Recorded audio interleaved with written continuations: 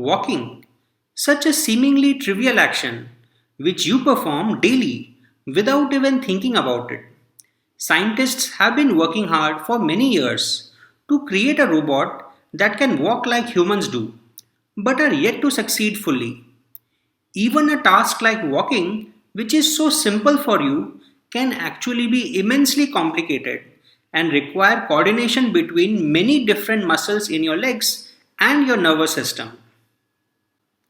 For dreams to come true, you certainly need to be passionate about your work, have the required skills, and work hard to achieve it.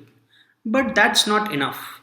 There also has to be a resonance and synchrony between the world inside you and the world outside you.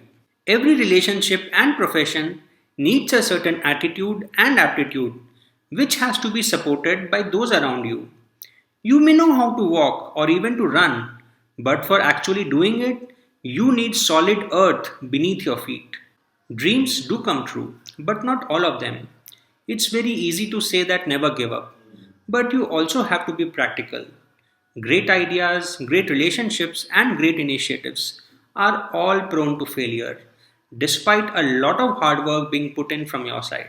Even big companies with enormous resources make many products that eventually fail and have to be written off.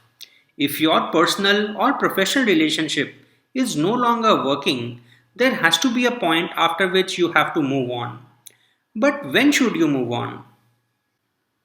If you give up at the first sign of trouble, the chances are that you will never succeed. This is because no relationship or profession always goes smoothly. There are always ups and downs in all spheres of life. But if you take too long to realize that it's not your cup of tea, you may get totally burnt out, both emotionally and physically, and may end up causing irreparable damage to yourself. So, when exactly is the right time to move on? Love may be blind, but it still can hear, smell, taste, and touch. You have to be constantly in touch with reality, be able to rationally analyze the situation, and honestly accept the result of your analysis. It is often the last part which is the hardest of all. When it comes to starting or quitting something, there is no such thing as perfect timing. Sometimes you may do it a little early, and sometimes you may delay it a little bit.